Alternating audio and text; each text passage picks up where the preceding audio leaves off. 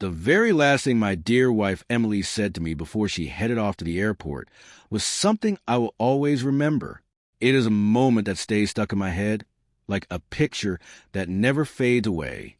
She looked me right in the eye and said, "This is just a trip for the girls.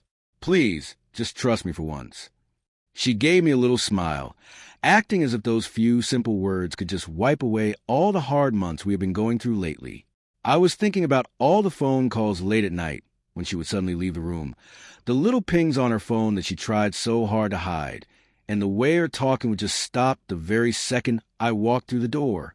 Even though my heart felt heavy and unsure, I forced myself to smile back at her. I leaned in and gave her a soft kiss on the forehead. "I do trust you," I said quietly. I could see a look of relief wash over her face right then. She picked up her heavy suitcase, gave me one last wave, and walked out the front door. After she left, the house felt so quiet. It was a kind of silence that felt way heavier than any loud argument we had ever had in our lives. For that first hour, I sat there alone and tried to tell myself that I was just being silly. I told myself I was overthinking things and making up problems where there really were none. Maybe I had just become a bit too worried or suspicious for no reason at all. I thought maybe all the stress from my job was making it hard for me to see things clearly. I looked at the spots on the wall and the way the dust moved in the light.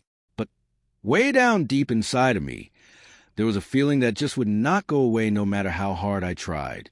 You see, trust is a funny thing. It does not just blow up all at once. Instead, it gets little cracks in it, bit by bit, until one last thing happens that breaks it into a million pieces. I did not know it right then, but before the weekend was over, my whole marriage was going to be nothing more than a sad memory. I was not actually planning to go looking for trouble.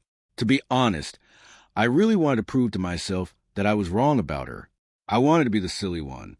I spent the whole afternoon out in the garage cleaning things up.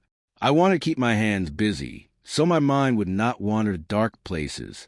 I organized the tools and swept the floor.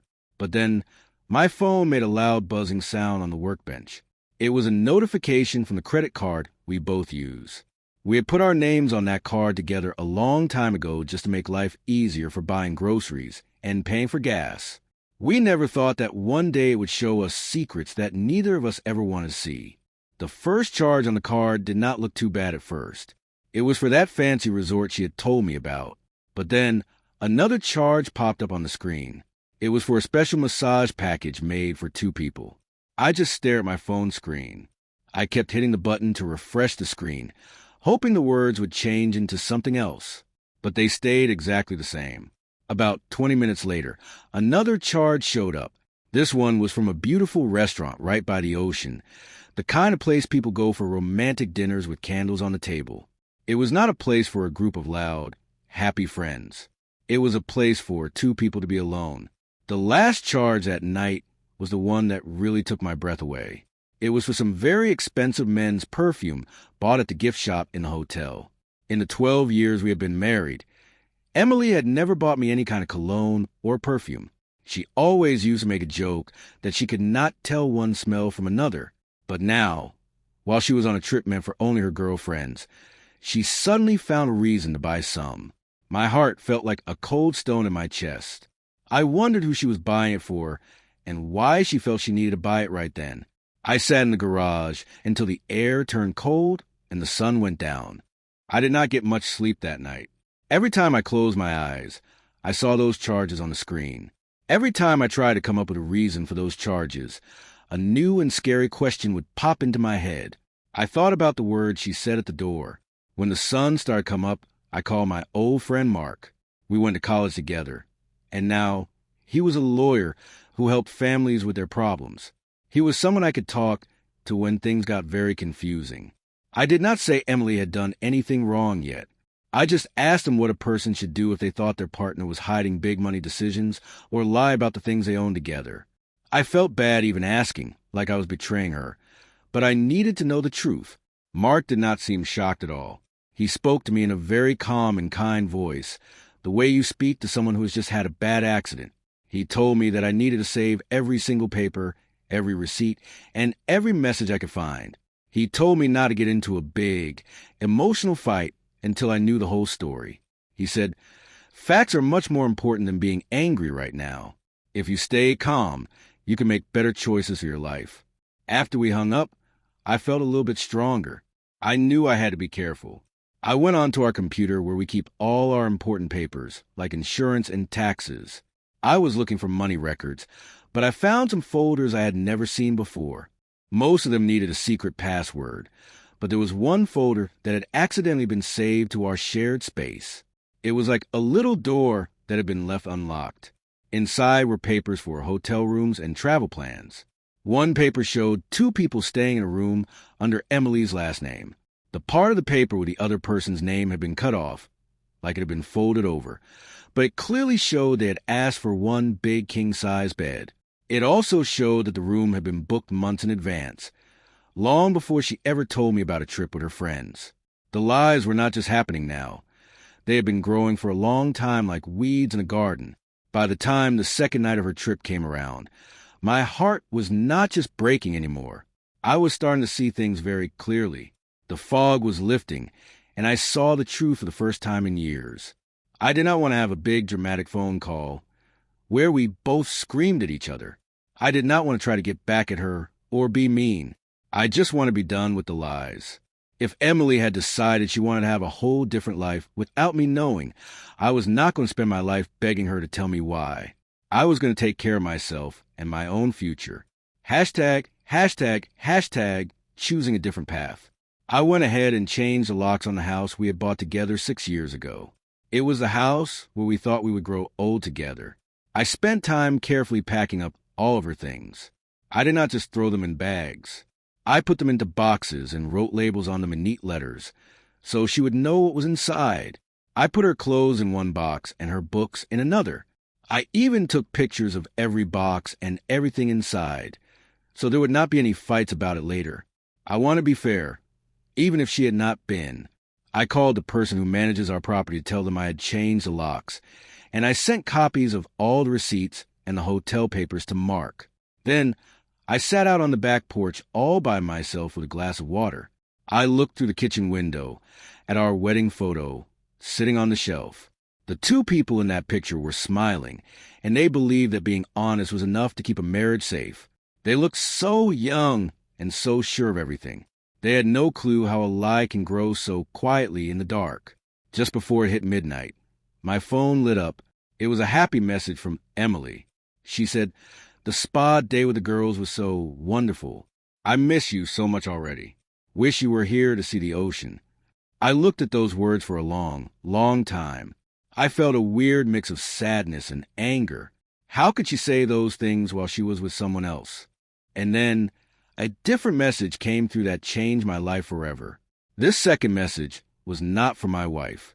It was from a person I had never met in my life. The message said, "You don't know who I am, but I think you should know the truth.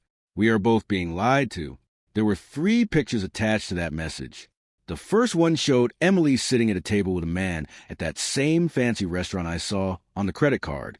They were laughing and looking at each other. The second picture showed them walking on the beach holding hands. They were both wearing matching white outfits from the resort. They looked like a couple on their honeymoon. The last picture was the hardest to look at. They were standing outside the spa laughing, and the man was wearing that fancy perfume Emily had bought at the gift shop. He was leaning in close to her. My hands were shaking, but inside my head, I felt strangely quiet and calm. The mystery was gone. I sent back a message asking, "Who are you?" A few minutes later, she wrote back. She said her name was Rachel and that she was supposed to marry the man in those pictures in just 3 months. Suddenly, I realized I was not the only one who had been living a life built on a lie. There was another person out there feeling the same pain I was feeling. Rachel and I talked on the phone for almost 2 hours that night. It was like finding a partner in a storm. She told me that her partner, Daniel, had told her he was going away for a work meeting to learn how to be a better leader. She got worried when she saw expensive food charges on his bank account, so she secretly went to the same hotel with a friend. She did not run up and yell at them in the middle of the lobby. Instead, she stayed quiet and took pictures of everything from a distance. She did not want revenge. She just wanted to know what was true so she could make the right choice for her life. As we talked and looked at the dates and the messages we had, everything started to make sense in a very painful way. It was like putting together a puzzle where all the pieces were sharp. Emily and Daniel had not just met on this trip. They had been talking and seeing each other for about 9 months. All those times she said she was at a work meeting or out with her girlfriends now made perfect sense. But it was a terrible kind of sense. Rachel kept saying she was sorry for having to tell me such bad news. She felt bad for being the one to break my heart. But I told her thank you. Having a little bit of false hope is much more painful than knowing the truth. Even if the truth hurts, the truth lets you move forward, while a lie keeps you stuck in one place. Before we ended the call, we both promised each other one thing. We would not make a big scene in public or do anything to hurt ourselves. We would let the proof speak for itself. We would be the adults in the situation. The next afternoon, Emily's plane landed right on time. Almost right away, my phone started ringing and ringing. I had so many missed calls and messages. She had clearly made it back to the house. She kept asking, "Why doesn't the key work? Why are all my things gone? What is going on? Why are there boxes on the porch?" I waited until she sent a text that said, "Please, just talk to me. I'm scared." Only then did I write back to her. I told her that everything she needed was in a storage unit just a few miles away. I told her I had sent the code and the papers to her email. A few seconds later, she called me again. She was crying before I even picked up. She kept saying it was all just a big mistake and that the charges on the car were not what they looked like. She said she had paid for her friends and that the perfume was for me. I quietly stopped her from talking. I told her about the massage for 2, the dinner for 2, the big bed in the room, and finally, the pictures Rachel had sent me. The phone went silent for 30 seconds. It was a silence that confirmed everything. When Emily finally spoke again, she did not sound confident anymore. Her voice was small. She knew there was no story she could tell that would change what the pictures showed. The divorce was not full of people yelling or big fights in a courtroom. We did not throw things or call each other names. It was just a lot of paperwork and some very hard talks about how to split up our lives. It was a quiet feeling of knowing that once you break trust, it never really goes back to being the same as it was. It is like a glass vase that you can glue back together, but you will always see the lines where it broke. A few months later, I met Rachel to grab a cup of coffee. We were not trying to start a new romance or anything like that. We just wanted to talk to someone who really understood what we had been through. When someone breaks your heart like that, it leaves you with questions that only someone else who has been there can understand. We helped each other feel okay about moving on instead of staying stuck being mad. We talked about how to trust people again and how to be happy on our own. Looking back at it all, I see that the most important moment was not when I changed the locks or when I saw the bank charges. It was the moment I decided to stop ignoring my gut feeling. I chose to look at the facts instead of making up excuses for her. Emily once asked me to just trust her for once.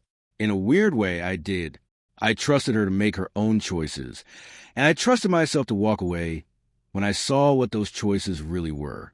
Sometimes, losing the person you thought you loved is the only way you can really find yourself again. It is the only way to find a life that is built on something real and honest.